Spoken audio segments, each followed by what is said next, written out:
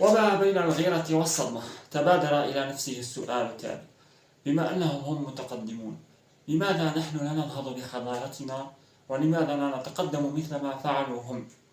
على أساس هذا السؤال أخذ مالك بن نبي يدرس لنا مشكلة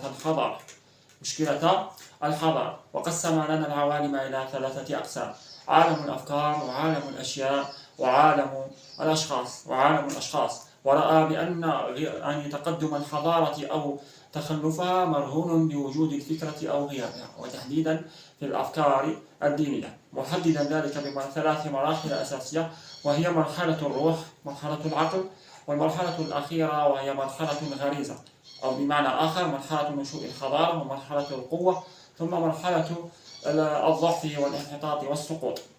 يعني هذه أبرز المستجدات حول مالك بن نبي. كذلك عرف لنا الثقافة وسيعرف لنا الهوية.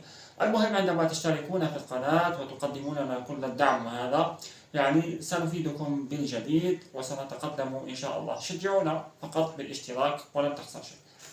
السلام عليكم ورحمة الله تعالى وبركاته.